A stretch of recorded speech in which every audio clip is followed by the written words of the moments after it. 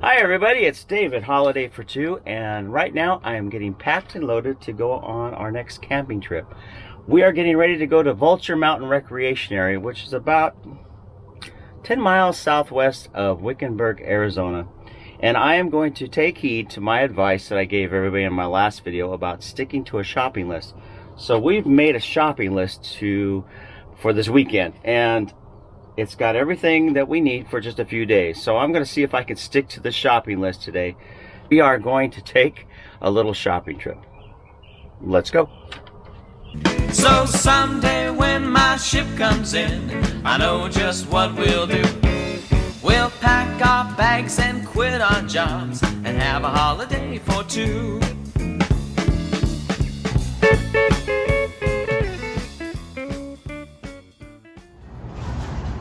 All right, I got my shopping list, and I am at Fry's, and I've got my Fry's fuel point card, and I'm ready to go shopping and get some food for camping.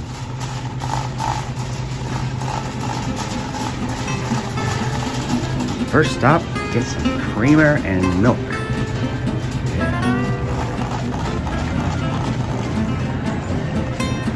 Bacon. Ooh, bacon. Almost getting everything here, yay. All right, our favorite, and they're on sale. Yay. There we go. It looks like I almost got everything on my list. We'll go check out and see how much this all comes to. Total was $86.56. Other than a few items that I think I bought for the house, I really didn't do too bad. $86.50. That's about the cost of a dinner out somewhere at a restaurant, you know? And so that's for a whole weekend. So here we go. Let's see if we can get all this put in the motorhome and get it ready for our trip. Right. Packed. We're gonna go home and put it in the motorhome. And the total came to about $85. And I don't feel too bad because that's about the cost of one night at a restaurant just to buy dinner. And I don't think that's too bad. And so that's saving some money right there if you can do that. Plus, I got my fuel points for my gas. And that is also an extra bonus. So let's go home and put it away in the motorhome. Hey, we are back at the motorhome, and I'm taking all the food that I just bought at the store, and I'm going to just load it right in here on the front step inside the motorhome. And I really did my best to try and buy just for the trip. But it's kind of funny because I know that we're going to have a little extra food, even though I really tried hard. It's like, you just can't help it, right? I mean, come on. Hamburger buns. You got 8 buns in there, and you just need 2. Or hot dog buns. You get 8 buns, and you just need 2. Or you got a pack of 8 hot dogs, and you only need 2 or 3 for the 2 of us for a meal. So you're bound to have some extra food left over. And so, but it works out. If you average the cost over the meals and stuff, it really works out pretty well. You know, for 2 of us, if we wanted to have breakfast or lunch or dinner in a restaurant like a Denny's or an Applebee's or a Cracker Barrel, I mean, you're easily looking at what? $30, $40, $50 to go to a restaurant. And so $80 for a weekend for 2 of us to have some to not have to go out and eat food and eat in a restaurant, that's a pretty good deal. And even though we have a little extra left over, and it's kind of inevitable, actually I think with the amount of food that I just bought, I could probably go for a couple extra days and not have to worry about having any to go out and get any food, because I got 8 hot dog buns and 8 hot dogs. I mean, I could go for a couple days on that, right? Let's get all this put away and get some other things done to get ready to go camping. And we are at Vulture Mountain Recreation Area, and we just pulled in last night a little after sunset. It was about 7 o'clock, and when we got here, it was kind of funny because right after we got here, about 2 or 3 other campers pulled in also. So there's a few here. I'll kind of show you around. We've got some Class A's parked over here. Another Class A parked over here, and a 5th wheel. And then up the road, I'll take the Razor up the road and show you where the trail is to the Vulture Peak trail where you can hike up to the peak up there. It's just after sunrise and it's probably about 65 degrees and it's going to be a beautiful day.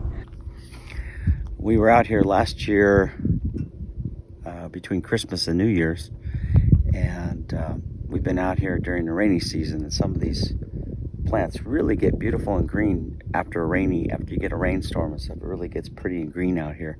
But I want to show you some of the things out here. If you have a little dog and you go for a walk around here, you really want to watch out. Some of these things right here. I always call these jumping cactus, and I'll show you in a second why they call them jumping cactus. You've got your choyas, I believe, the jumping cactus, and you got some prickly pears over there, mesquites and sagebrush. But here I'll show you the jumping cactus. If you're walking around with a little dog, you gotta really watch out, because those little jumping cactus, you'll see them on the ground right there, all over. And if you have a dog and he's walking around here without a leash on, ew, man, he'll get those in him really fast. So you just got to be careful where you walk around. Last year when we were between Christmas and New Year's, a big semi-truck went off the curve right up there. About midnight, we heard a boom! And woke us up about 12:15 in the middle of the night, and we heard the horns going off and his alarm going off and radio blasting. And it was a big truck carrying a load of limestone from Wickenburg, probably going to Phoenix or going to Ehrenberg or somewhere out west of here. But he went off the road right up there at that curve. And about 12:15. And luckily the guy, his whole truck flipped over on the side, but he made it okay. If I can find the pictures, I'll include them in the video so you can see the pictures we took at night.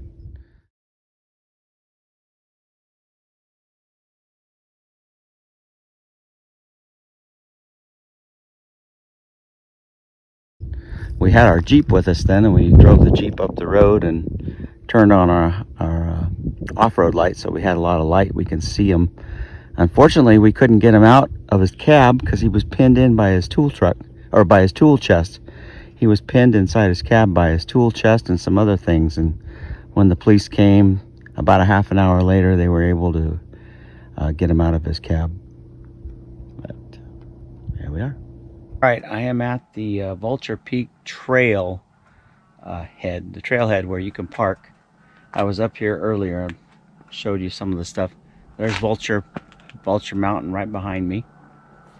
And there's some things here that kind of explain, like the snakes and stuff that to watch out for, Gila monsters, rattlesnakes, desert tortoise. It gives you a little map of the trail here. But you can go down, this is the road, Vulture Mine Road. This is kind of where we're camping right now. And this is where we are right here, the trailhead. But you can actually take a four-wheel drive vehicle all the way up there. Advice. Lots of places to park here. Even a restroom. And it's a beautiful, beautiful day. There's the Vulture Mine Road. Alright, let's go down the little trail here and see what we can see.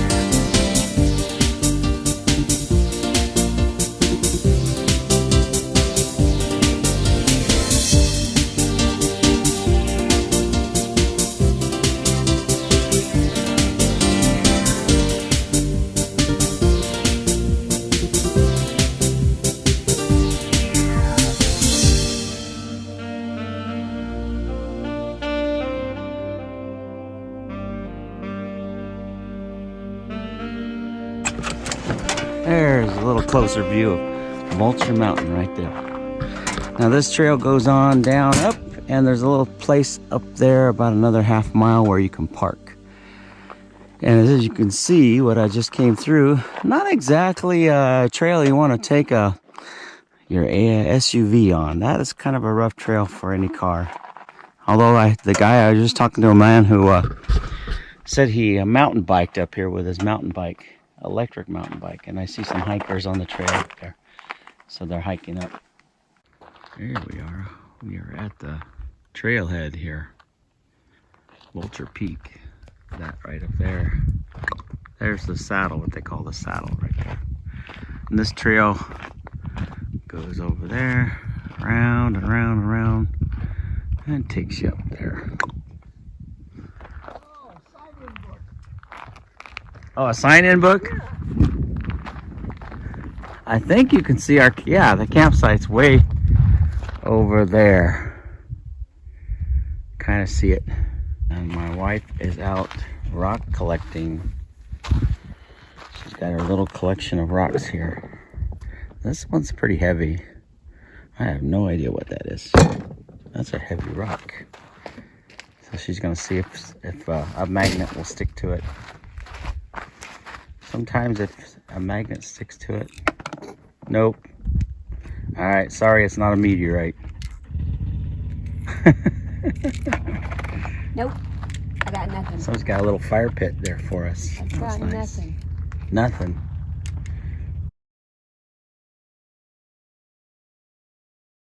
All right, it is lunchtime. And we got some hot dogs on the griddle here. Getting ready to eat some food.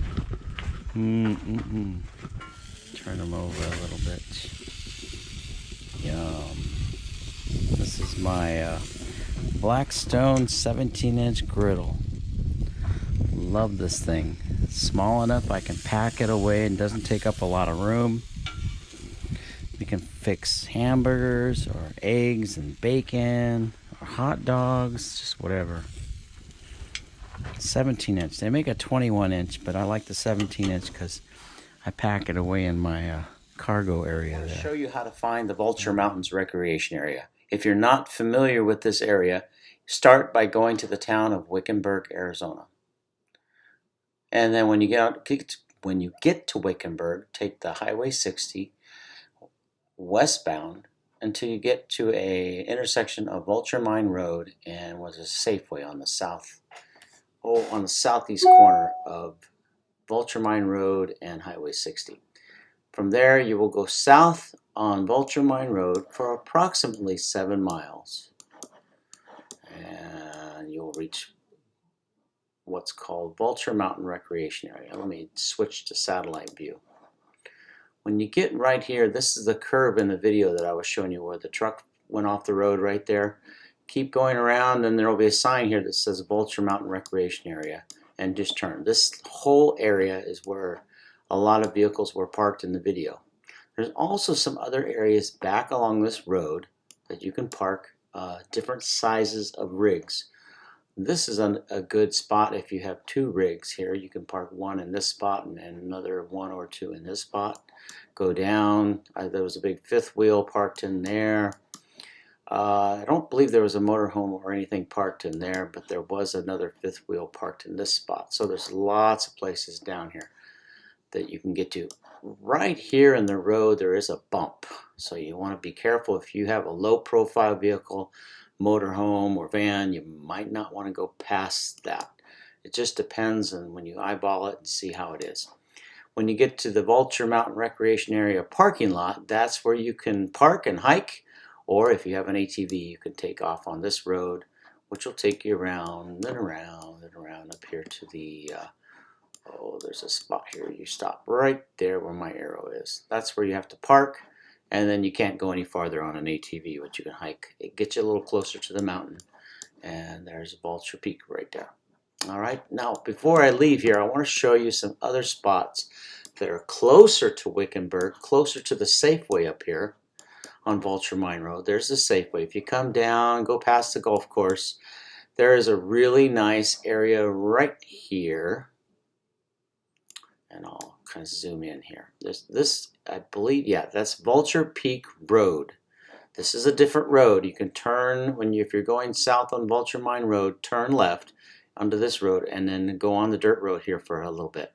And then turn and go into this area. And let me zoom in. You'll see lots of rigs on the satellite photo. There is just a whole bunch of spots here that you can pull in and dry camp. Now this area of the map right here is state trust land. The area that I showed you before down lower at Vulture Mountain Recreation Area, that's BLM land. The difference is BLM land you can stay on for 14 days, no fees. There's a 14-day stay limit.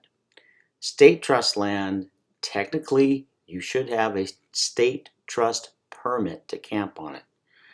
Now, they don't check very often, but I would highly recommend that you do purchase one and have it with you just in case of that 99.9% chance that you might have that 1% chance where they do check you. So you want to be covered. It's $15, and I think on one of my other videos, boondocking versus camping video, I did have a link in there that I showed you on the video where you can go to get state trust land permits online with the Arizona State Department of Land and Trust. So you can get those through the website. And then they print up a receipt, or prints up a receipt, but it also prints up a certificate that shows that you paid your $15. All right, so that's one spot there, and I'm gonna go down a little bit farther. Here is another really awesome spot. I've been up in this with my ATV, and you have to access it from Vulture Mine Road and go right. This is the best spot to get off the road. And then go with this, I don't know how you say that, Pocket tank, I guess. But you get back in here and oh my goodness, this is all flat. Lots of areas to camp. This is also state trust land. Now if you have a permit and you're on there, you can stay for 14 days and you're good. But this is a really big, nice, popular spot. I think I saw about 15 vehicles parked up in there. And believe it or not, there was still room left over. That was the last weekend that we were up there. So that's a good spot to go to, which is a little closer to town, but this is nice down there because when you get down here, you can hike up to the mountain, the peak, or if you want to if you have a vehicle that can do it, and if you're camping here and you have a vehicle that you can get in and drive in and leave your camper parked, go down to Vulture City Ghost Town. Just a little bit south of town, and you will see this down in here, and I believe it's open now. If you click on Vulture, there it is, Vulture City Ghost Town. Opens at 9 a.m. I'm not sure what hours they're open, how many days a week, but they've just fixed this all up. It's called Vulture City Ghost Town. And for a while it was kind of abandoned, but somebody's put some money into it and fixed it up. And it's like a visitor center, and it's a little museum. It tells the history of gold mining and silver mining in Arizona. And it's just more than I've gotten this video here for you, but maybe one of these videos later on I'll get to it and do another video on that. But that's really kind of a fun thing to do. Okay, hope that helps you. Hope you have fun going to Vulture City Ghost Town or Vulture Mountain Recreation Area. Have fun.